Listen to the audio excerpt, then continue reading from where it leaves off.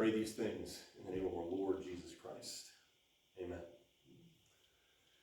Well, we have finished both our several weeks long series on baptism and then our several weeks long series on the Lord's Supper. And now we are into the next section of the New Hampshire Confession of Faith.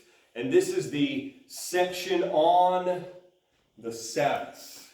This section of the New Hampshire Confession is called Of the Christian Sabbath. We're going to be in this for a few weeks, kind of like we were in the Lord's Supper for a few weeks, kind of like we were in baptism for a few weeks, kind of like we were in the church for a few weeks. You know the drill, you know the format, you know how we do this. We're going to do the same thing, but for the next few weeks, we're going to talk about the Sabbath. I want to read what the New Hampshire Confession says about the Sabbath.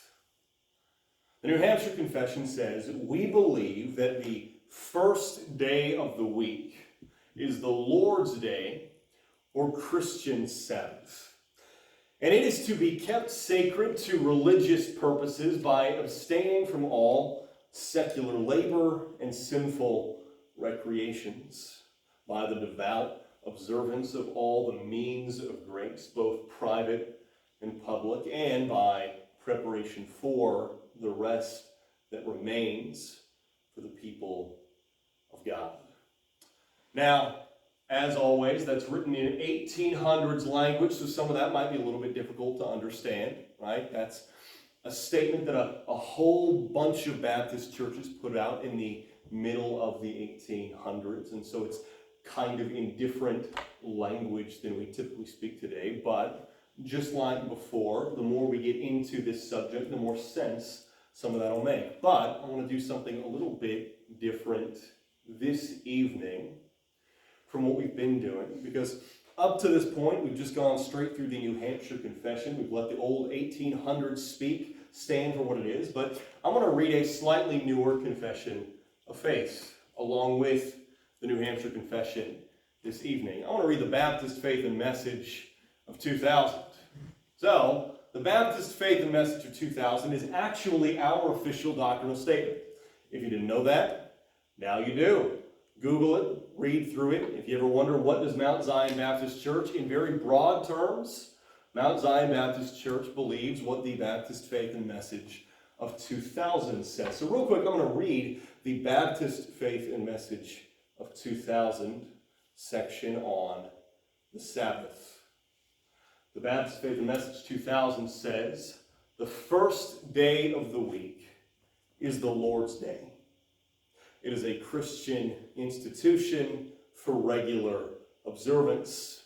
It commemorates the resurrection of Christ from the dead and should include exercises of worship and spiritual devotion, both public and private. Activities on the Lord's Day should be commensurate with the Christian conscience under the lordship of Jesus Christ." Two things. One, can somebody run in the sound booth and turn me down a little bit? I'm hurting my own ears. You got it? Right. Two,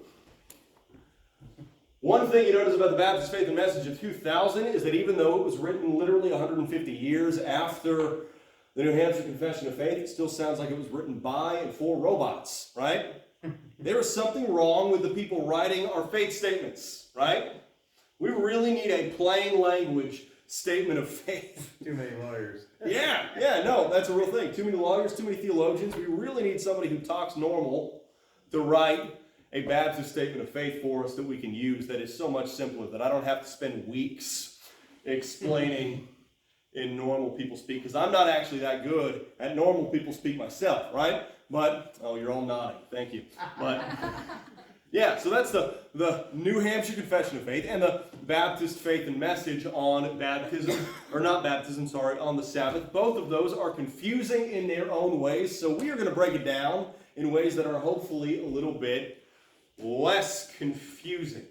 So let's dive right in. Just like before, we're going to trek through the different passages of Scripture that the New Hampshire Confession and the Baptist Faith and Message cite. as they explain their biblical reasoning on each of these things. So the main passage we're going to talk about today is Acts chapter 20, verse 7.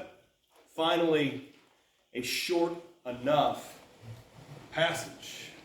Today we want to talk about Acts chapter 20, verse 7. When I moved that, did I block anybody's view of one of these? Is it okay? All right. Can anybody read Acts chapter 20, verse 7 for us? On the first day of the week, we gathered with the local believers to share in the Lord's Supper. Paul was preaching to them, and since he was leaving the next day, he kept talking until midnight. Okay. So, like I said, very short passage. This is the first passage we want to talk about as we talk about the Sabbath day, or the Lord's Day, however you want to put it. So, as always, we want to ask 5 questions as we trek through this passage. What does this tell us about God? What does this tell us about humanity? Is there a sin to be avoided or a promise to claim? Is there a command to obey or an example to follow? And how will your life be different now that you have read and wrestled with this passage? So, first things first. What does this passage tell us, either directly or indirectly, about God? His day. Yeah. So, there is such a thing as the Lord's Day, right?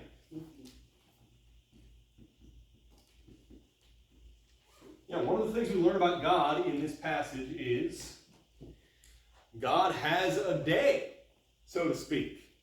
You could say there's a day that in some unique or special way belongs to the Lord. They call it the Lord's Day, or they call it the Sabbath day. Today we're going to go on kind of a crash course on what we're talking about when we talk about the Lord's Day. So, what are we talking about when we talk about the Lord's Day? As is often the case, the way to answer this question is to rewind all the way back to what? Take a guess. Genesis. Okay, I'm pretty sure I spelled Genesis right. Ever since I started writing on things during the service, I've embarrassed myself about 1,000 times. I'm not actually good at spelling. But, so, if we rewind back to Genesis chapter 2, in Genesis 2:3, it's getting to the end of the story of how God creates the earth, and it says, and I quote, God blessed the 7th day and declared it holy. Why? For on it he rested from his work of creation.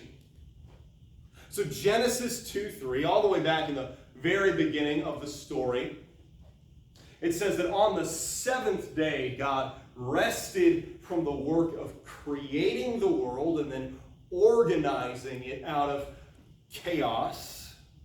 And on that 7th day, he rested. On the first day, it says he created this. On the second day, he created this. On the third day, he created this. On the fourth day, he created this. On the fifth day, on the sixth day, but then the 7th day came, and he rested. And so he blessed that day in some special sense, and he devoted that day to rest. That's Genesis 2:3. But if you fast forward just a little bit, just one book over and a handful of chapters over, you get to the book of Exodus.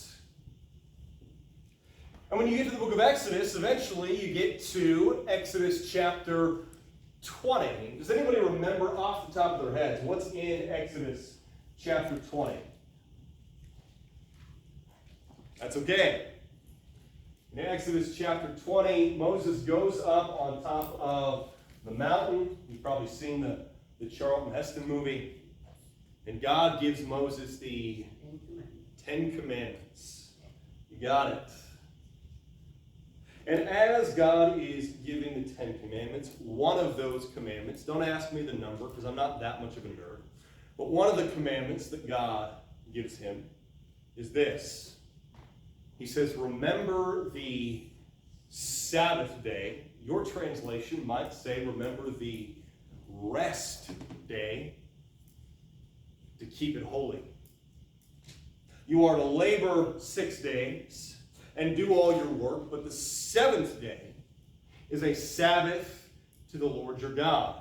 You must not do any work. You, your son or daughter, your male or female slave, your livestock, or the foreigners or the foreigner who is within your gates. For the Lord made the heavens and the earth, the sea, and everything in them in 6 days. Then he rested on the seventh day. Therefore, the Lord blessed the Sabbath day and declared it holy. Or the Lord blessed the rest day and declared it holy. The Lord has a day. As weird as it sounds to say that. But something you might have noticed in those past 2 verses is that both of those say a very specific thing about the Sabbath day. You notice what's strange about what they say about the Sabbath day.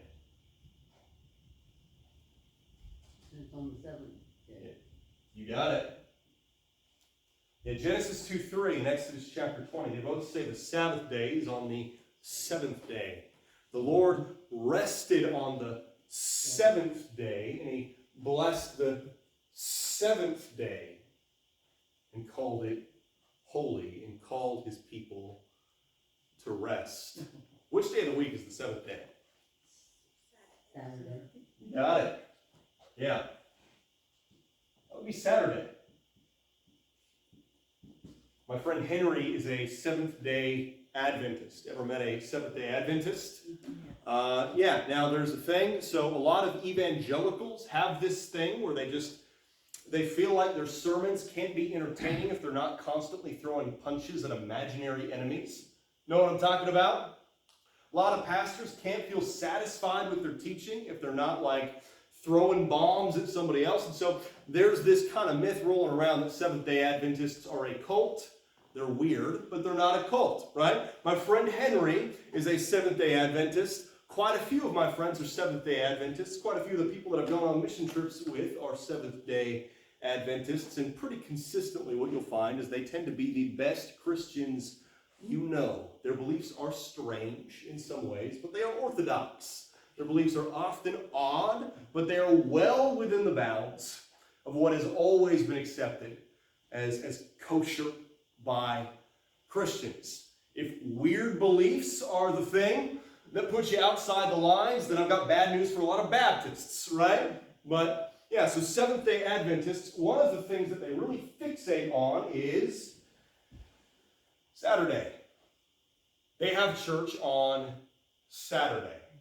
They say the Lord bless the 7th day, so church needs to be on Saturday. It needs to be on the 7th day. They say your rest day needs to be on the 7th day. Now, personally, it would be nice to have that as a belief because most places are closed on Sunday anyway.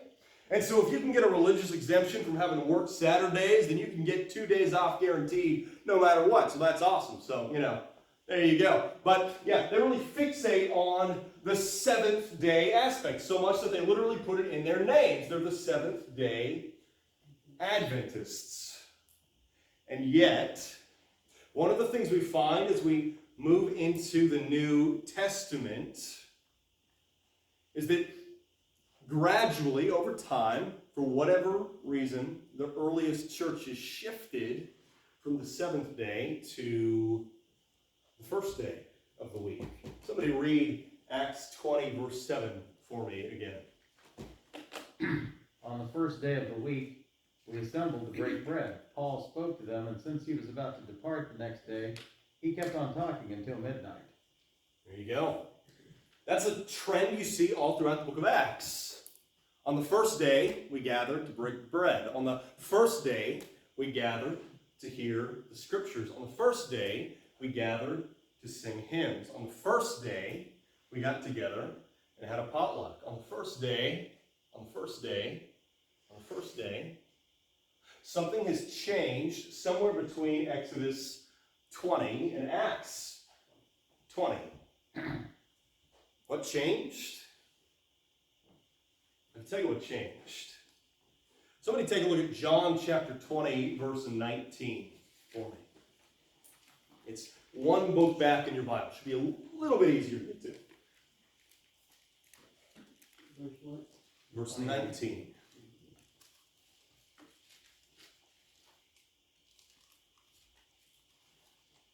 In the same day at evening, being the first day of the week, when the doors were shut, where the disciples were assembled, for fear of the Jews, Jesus came and stood in the midst and said to them, "Peace be with you." You got it. Thank you. That's what changed. Jesus rises from the dead. And the first thing he does after he rises from the dead, after the women find him at the tomb, after Peter and John make a mad dash for the tomb and find it empty, they all go back home. They're all scared and confused. They don't know what's going on. And they lock themselves there in the upper room, and suddenly Jesus appears to them. A resurrected Jesus appears to the disciple. The Lord appears to the disciples for the first time again after they just watched him get extremely killed. Right? And he says, "Peace to you." And then he starts to train them for the work that he has ahead for them. So Jesus rose from the grave and appeared to the apostles on which day of the week? First day of the week.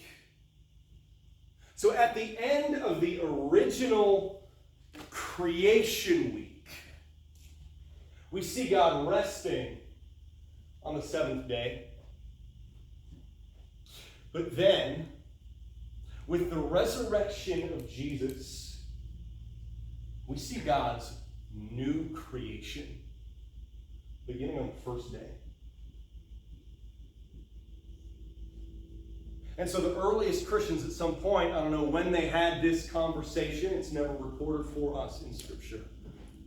They say, we need to do this differently. They say from here on out, let's start meeting on the first day of the week, not the seventh day of the week. Because we're not just chasing after a tiny taste of that rest that God talks about here in Genesis 2:3 anymore. Now, we've been invited by Christ into a fuller and more permanent rest that will never come to an end. And so our day of rest now doesn't necessarily have to be the seventh day. Now, today, for about 2,000 years, the norm has been to have our day of rest on the first day of the week, because we've been called by Christ into Christ's new creation, into a fuller and richer and better and more satisfying and more permanent rest through Jesus Christ. We're called into that rest that Jesus talks about in Matthew chapter 11. He says, "Come to me, all of you who are weary and burdened, and I will give you rest. All of you, take up my yoke and learn from me, because I am gentle and humble in heart, and you will find rest for yourselves. For my yoke is easy and my burden is light." First thing we learn about God today is that God has devoted a day for us to stop everything and force ourselves, maybe even against our will, because rest doesn't come easy to us, right? To forcibly stop ourselves, to pull ourselves kicking and screaming into that rest that God has purchased for us. First thing we learn about God this evening is that God has called us to rest specifically. God has called us to take the rest he offers us so seriously that whatever else you do the rest of the week, you need to take a day and rest even against your own will. Whatever else you do, rest of the week, you need to carve 24 straight hours of real rest for yourself out. So, that's the first thing. It's always this way.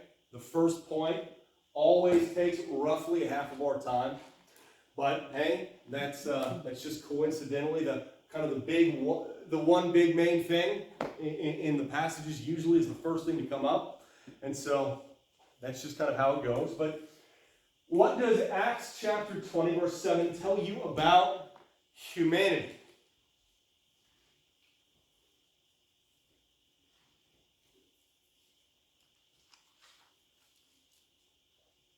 We're not given enough. We're not given our time. We've adjusted it to work for us and make us still feel like we've done something. Sure. Come to church hour, you feel good about it, and Okay, yeah. see you next time. Sure. So I guess adjusting it to the world. Oh, I see what you're talking about. Yeah. So you're saying like the contrast between Acts chapter 20, Paul preaches a sermon that goes till midnight, right? Here we get upset if we're at like an hour 15, right? Is that what you're kind of talking about? Like we've adjusted what we're willing to sit through, stuff like that? Well, not necessarily that, but if you're supposed to be given 24 hours, I mean, we feel good about just giving an hour. I see. If that. Okay, yeah. That makes sense. I'm speaking to myself too, don't. Sure, I mean, sure. No, I understand. Yeah. So I'm trying to think of the one sentence version of that. It's a good thought. I'm trying to think of how to put it. So we rebel against, I'm just going to say we rebel against rest.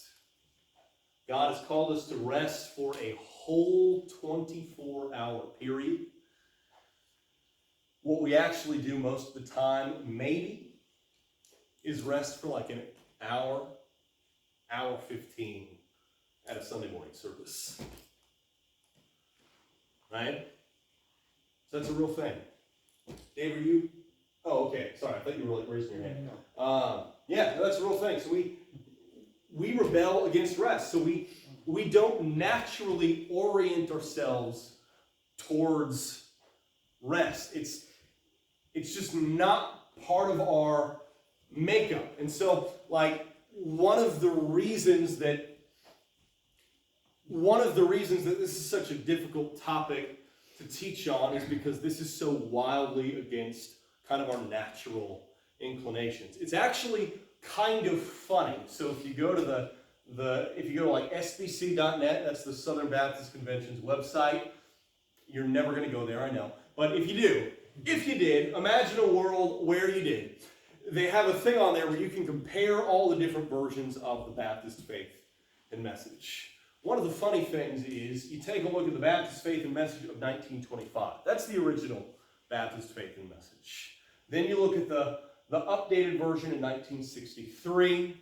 Then you look at the updated version from the year 2000. That's the current version. That's our current faith statement. And if you look specifically at the section on the Sabbath, what you notice is that it gets just a little weaker every single time. It gets just a little bit softer every single time. the section on the Sabbath, at least. Part of that is because the culture of America has changed over the last 100 years. And so Baptist Faith and Message of 1925 is unbelievably clear on the Sabbath. It says, God created you to rest, and you need to rest one day a week. You get to the Baptist Faith and Message of 2000, I read it a little earlier, and it's like, don't do anything bad on the Sabbath. And that's like the whole thing, right? And so we've shifted away from God created you to rest. God calls you to rest. God purchased a pure and permanent rest for you on the cross. We've gone from there in our 1925 faith statement to rest if you want to, unless you forget. Do what you want. It's fine, right? We've gone from point A to point B, and part of that is that the culture of the U.S. has shifted to where today, in the year 2021, as much as people complain and say nobody wants to work anymore, the reality is, as Americans, we worship work. As Americans, we worship labor. As Americans, we worship acquiring. We worship accomplishing. We worship climbing the ladder. We worship all of those things.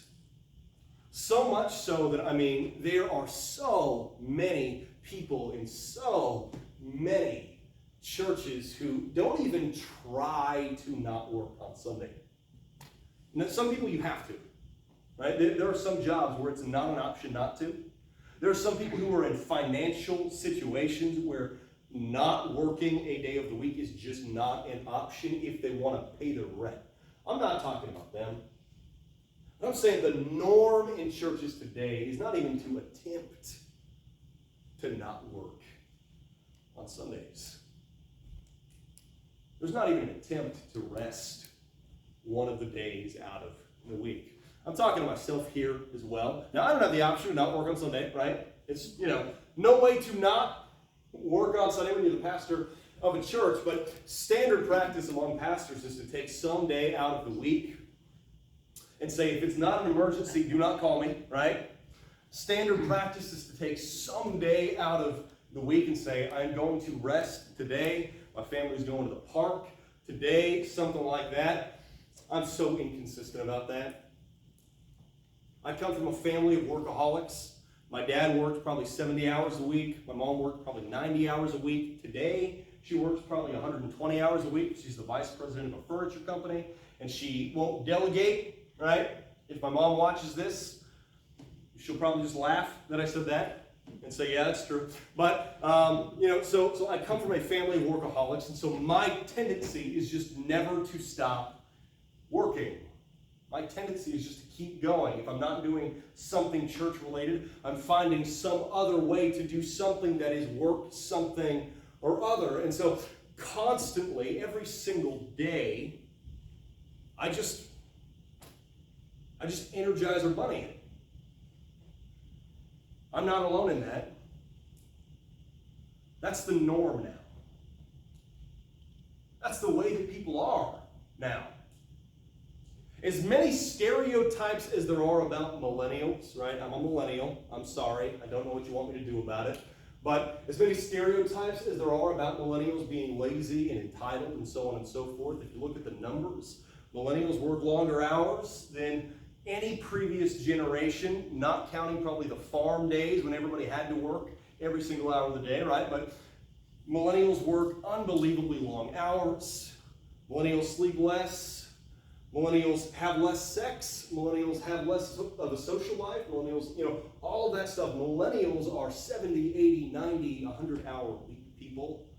Because as Americans today, culturally, we worship work. We worship accomplishing. We worship the grind. That's one of the phrases that millennials use. We worship hustling, right? Hustle culture, as they call it. If you meet a lot of millennials, we have a job and we have a side gig, right?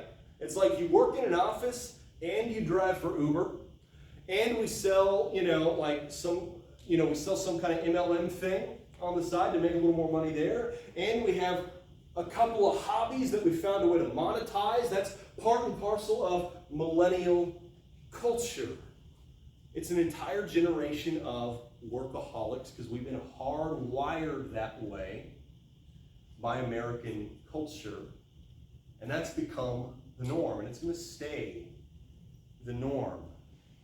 And so the concept of Sabbath, the concept of rest, the concept of literally, on God's orders, taking literally a seventh of your week and refusing to allow yourself to do anything that is monetizable or productive, so to speak.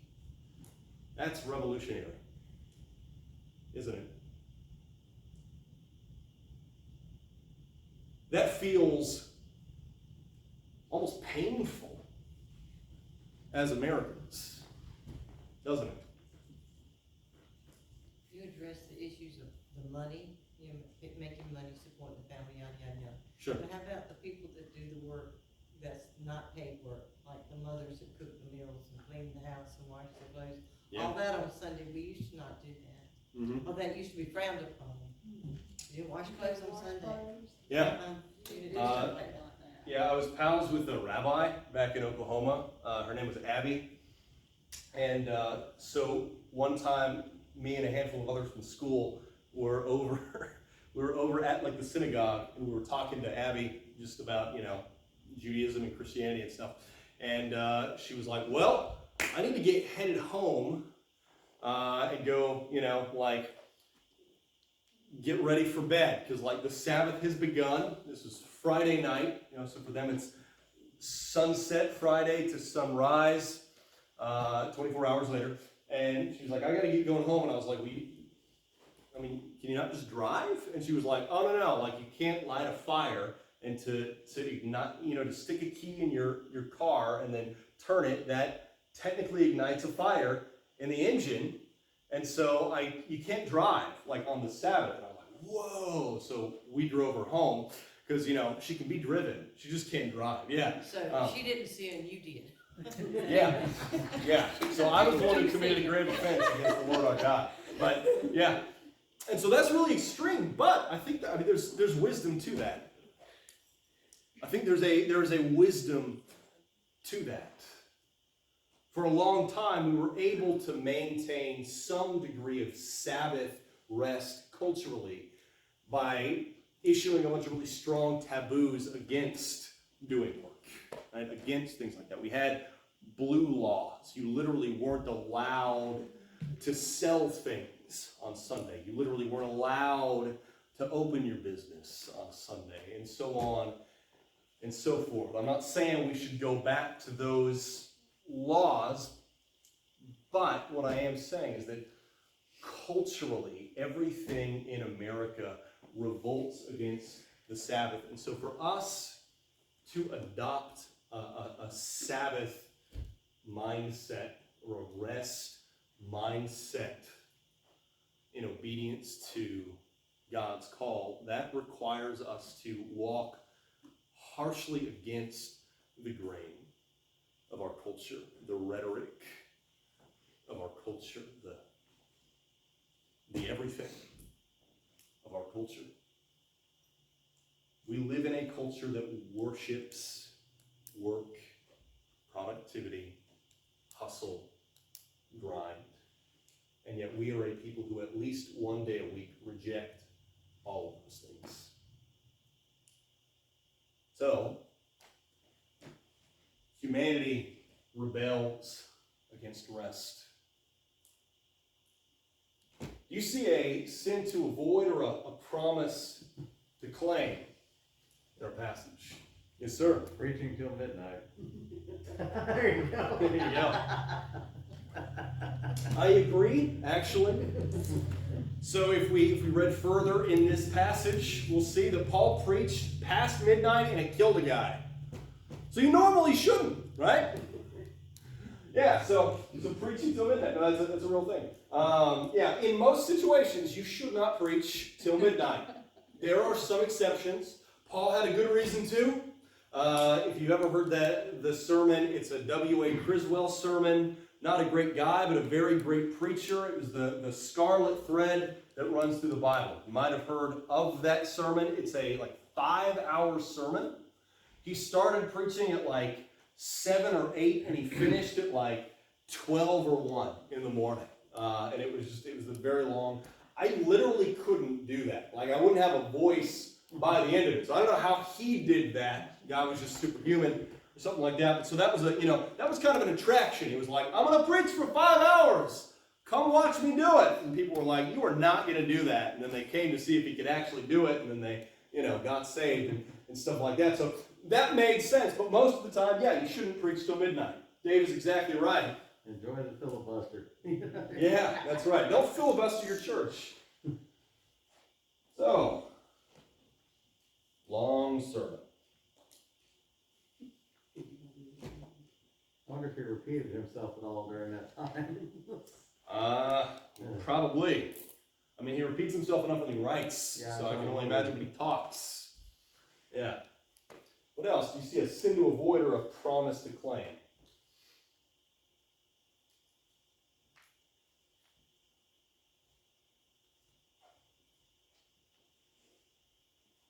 I think the sin to avoid would be to rebel against. Yeah. That's exactly right. So by implication, yeah, to rebel against rest. That's exactly right.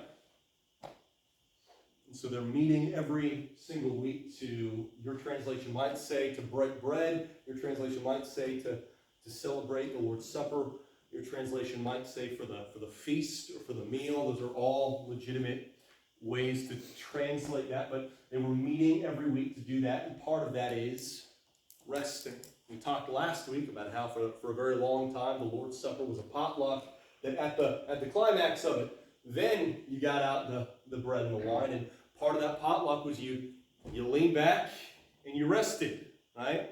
You were literally having a restful meal together. And so they would get together every single week to rest. But if you rebelled against rest, you wouldn't be there for that, right? If you rebelled against rest, you'd be out trying to sell the tents that you made instead of there breaking bread and listening to a sermon that went on so long it killed a dude.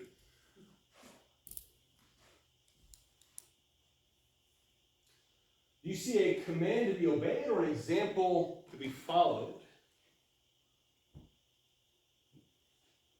Observe Sabbath. Yeah. So, observe the Sabbath. I don't know what letter I was about to write, but it was not the correct one. Yeah. So observe the Sabbath. Now, I'm going to complicate some of the things that I've said tonight a little bit here. We talked a lot at the beginning about how somewhere between Exodus 20 and Acts 20, the norm shifted. Where in Exodus 20, God says, rest on the seventh day, right? Over here in Acts 20, we see that it's changed to the first day, the Lord's Day. And yet we never actually see God telling them to do that, right? You never see God suddenly saying, all right, now, it used to be that you had to rest on the seventh day, but now you have to rest on the first day. We never see that. Because as far as we know, God never says that. They make the choice to shift to the first day. They make the decision to shift to Sunday. Now, what that tells me, probably, is that it's not really important what day the church gathers to rest. You could do it Sunday, You could do it Monday. You could do it Tuesday, Wednesday, Thursday, Friday. A lot of the churches that are actually seeing the most success nowadays are churches that have literally hacked Sunday morning, and now they have their primary service on like a Thursday at 8 p.m. I think that's fine. I don't see any issue with that. Obviously, a lot of churches have several services. If you get to where you can't fit everybody into your place, so you'll have like a service on Sunday morning and like a service on Saturday night or something like that. I don't see anything wrong with that, right? We see over here in Exodus 20, during the Old Covenant, for one reason or another, the Sabbath day was commanded on the seventh day, but it's no longer commanded on any particular day. The first day, Sunday, that's just a norm. That's just what we've typically done. You know, it's kind of like that story about the lady who always cut the front and the back of the turkey off before she put it in the oven, and her husband asked her why, and she didn't know why, so she was just like, I always saw my mom do it, and so she went and talked to her mom, and her mom was like, I just always saw my mom cut the front and the back of the turkey off before she put it in the oven, and they were like, well, let's go ask great-grandma in the nursing home. And they get to the nursing home, and they're like, great-grandma, why did you always cut the front and the back of the turkey off before you put it in the oven? She's like, I had a small pan. So, it's kind of like that. So Sunday is a norm. It's a habit. It's what we've typically done throughout history, but there's no inherent reason why it has to be Sunday. And so I've had a handful of friends in the past who've been interviewing for a church, and they were like, listen, I need to know up front, like, what are your sacred cows? We read this book together. I might lead some of the other folks in the church to the same book, but we read this book together, and they said, you need to find a church's sacred cows so that everybody knows. So he said, what are your sacred cows? And they said, I don't think our church has any sacred cows. And he's like, okay, well, so if I suggested that we switch the day of the service from Sunday to a different day, would that go down well? And they're like, well, we can't do that. And you're like, well, why? And they're like, well, because Sunday's church day. He was like, okay, so that's one sacred cow. And then he asked about a couple other things. He was like, okay, well, that's two sacred cows. Okay, well, that's three sacred cows. Well, now you got a whole sacred herd, right? So Sunday can become a sacred cow for people, but there's no inherent reason why it has to be Sunday. But your Sabbath has to happen. There has to be a day a week where you stop and you rest. That's the first side of that. The two, there has to be a day in the week where you stop and rest with the people of God. So, if you say my Sabbath day is on Tuesday, and I spend Tuesday fishing, that is not your Sabbath day. Your Sabbath day is the day that you stop and rest with the people of God. And so if your church meets on Tuesday, then Tuesday should be your Sabbath day. If your church meets on Sunday, Sunday should be your Sabbath day. If your church meets on Wednesday, Wednesday should be your Sabbath day. Now, look, I am not one of those people who thinks that every single person needs to be at every single church event every single day of the week all the time. That would be exhausting, right? You would need a Sabbath from church if you did that. You'd get exhausted, right? We know that because plenty of people here are at everything and they are exhausted. Know what I'm talking about? And so I don't think there is anything wrong with there being a primary Sunday crowd, a primary Wednesday crowd, a primary Tuesday crowd. If there are people that I see every Tuesday, but I don't really see them on Sunday, I'm not mad about it. If there are people I see every single Wednesday, but I don't see them every Tuesday, or I don't see them every Sunday, I'm not mad about it. If you can get a day that is your Sabbath day, I think that is perfectly fine. And so if the day that you rest is Wednesday, and you spend the day resting, and then you come to the Wednesday night service, I don't think you're doing anything wrong if that's your practice. Or if Tuesday is the day that you can get off work, and so you come to the Tuesday service and then you spend the rest of the day resting, I don't think you've done anything wrong. Or if Sunday is the day that you can get off from work, so you come to the Sunday service and then you spend the rest of the day resting, I don't think that you have done anything wrong. I don't see any issue with having a Sunday Sabbath crowd, a Tuesday Sabbath crowd, a Wednesday Sabbath crowd. Obviously, you want there to be overlap, but I don't see any issue if there is a day that you can get off during the week and it's not Sunday. And so you come to the Wednesday night service or you come to the Tuesday morning service. I really do not see any issue with that, but there needs to be a 24-hour period where you actually observe the Sabbath. So yeah, an example to be followed. Observe the Sabbath. Now, how will your life be different now that you have read and wrestled with this passage? I got a question. Yes, ma'am. First. Okay, so what do you think are the biblical rules of the Sabbath? Because if you're potlucking, somebody's cooking, somebody's cleaning, There you go. somebody's, Yeah. I mean, what are the rules? So we're going to talk in depth about this in a couple of weeks, but the short version, I think, one, obviously, since we know that back in the day, every week they would gather together, and part of their service was a potluck. Clearly, potlucking is not against the rules, right? Of course not. The second thing, though, is I think rules is probably the wrong word to describe what's at work here. You know what I mean? So is it more of a, know what is a work for you kind of thing, or? More so, probably. Well, I'll just wait, but I mean, that's so unclear. Yeah, I define understand. rest. I think here's the big thing. Let me put it this way. I think, so my friend Abby, the rabbi, who couldn't drive home from the Friday night service she was leading at her synagogue because she couldn't ignite the engine in her car, right? That's a rule that literally became laborious for her, right? And so for her, and unfortunately this is just the way that it is in the Jewish faith, Sabbath has become a burden, not a blessing, right? It's become a labor that you do rather than a rest that you enjoy.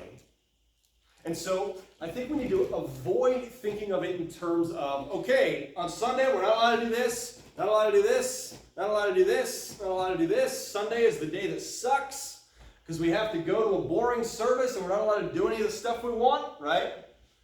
Now, unfortunately, that's the attitude that a lot of people have developed, but I think the reason that attitude is developed is because we've made church suck and we've told people to make their days suck, right? But I don't think that's really the attitude that the scriptures lay out for us. I think it's less about figuring out what you're not allowed to do on the Sabbath than it is devoting yourself to resting together with the people of God on the Sabbath. And so I think, am I allowed to cook this is probably the wrong question to ask. I think maybe the right question to ask is, will this be restful?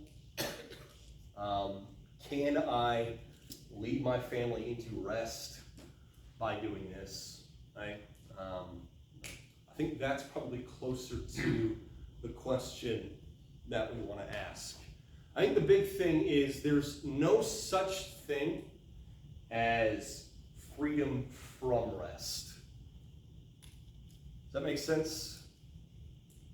As Americans, we are always looking for freedom from rest.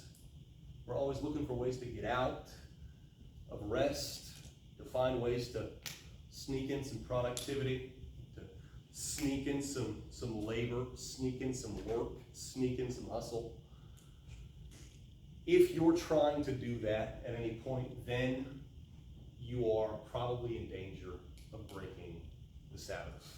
I see it as a positive that God tried to work in to protect us, Mhm. but then it almost becomes that, like you said, laborious, like, I can't do Yeah. this, I can't do this, so I have to just, Sure. Yeah.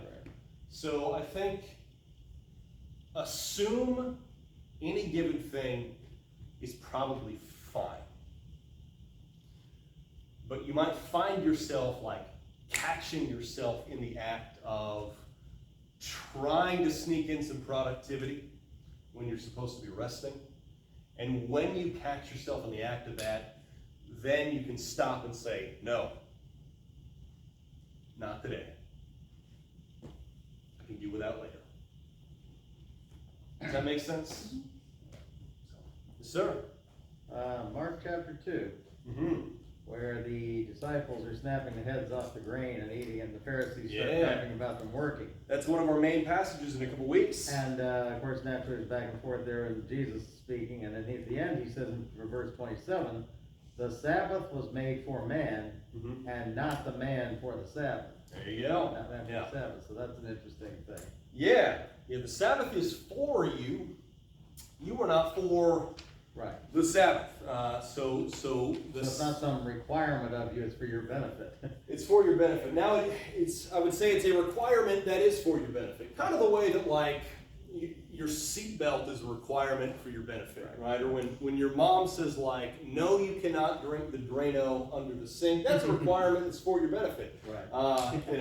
It's not that my mom is like, hey, son, I think you'll benefit from not drinking the Drano that's under the sink. My mom is like, do not drink the Drano under the sink.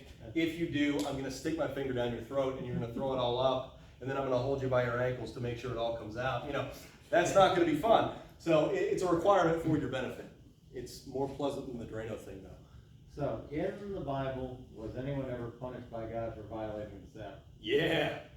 So all throughout the Old Covenant, and this is another thing that we're going to talk about quite a bit in later weeks. So in the Old Covenant, we talked about this a while back, but the Old Covenant essentially was a straitjacket.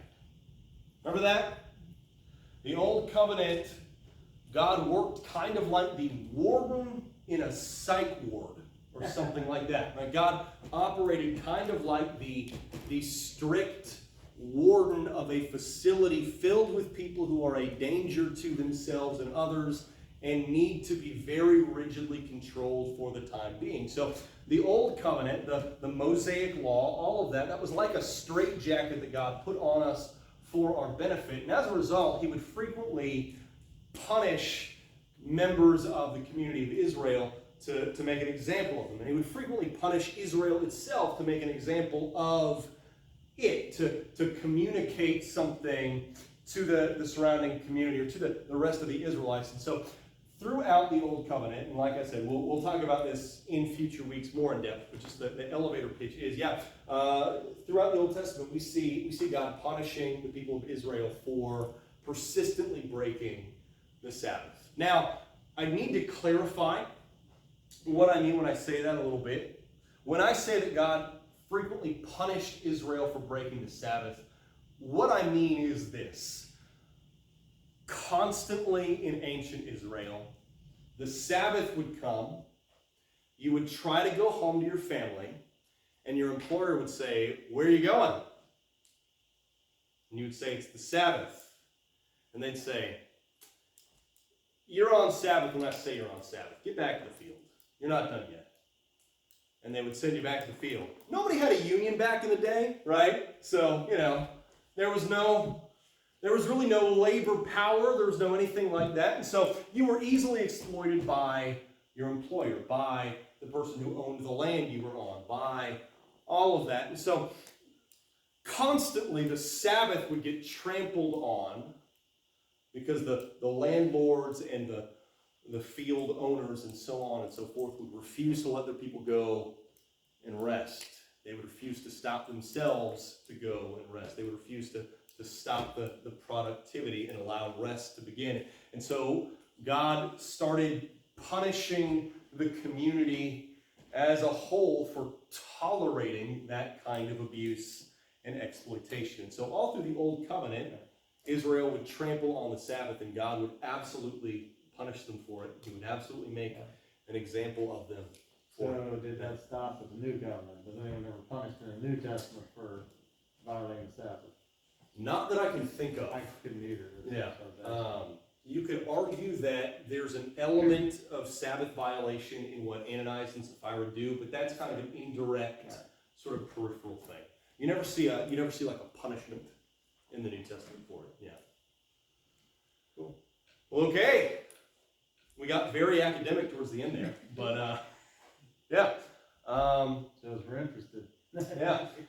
Very quickly, how will your life be different now that you've read and wrestled with this passage? We should rest on Sunday. Yeah. Oh, our Sabbath. Rest on Sunday, so we'll bring pillows to church, we're fine. There you go. And so I will rest on Sunday or the day that I'm able to make Sabbath a habit, a ritual, a norm. Yeah. So if it's Sunday, good. If it's Wednesday, good. If it's Tuesday, good. If you can do multiple, that's also good. One of the things we see throughout the New Testament, I think, is when God says work 6 days and then rest on the seventh. Grammatically speaking, it's more like work no more than 6 days. If you can work 5 days and rest 2 days, that's even better. So yeah, but yeah, so I will rest on Sunday, or I will rest on a Sabbath day. That's good. Okay, who would like to pray and dismiss us so that we can rest from this? I'll do. Okay. Dear Father, we thank you again for this day, for the opportunity to be in your house and worship you, Father. And we pray that what's been said today, Father, that we would take it home with us and learn more about you and just be better Christians, Father. Father, I pray for the sick that you heal them if it be thy will. I pray for the lost, Father, that they would come to know you as their Lord and Savior. Ask these things in the name of the Lord Jesus.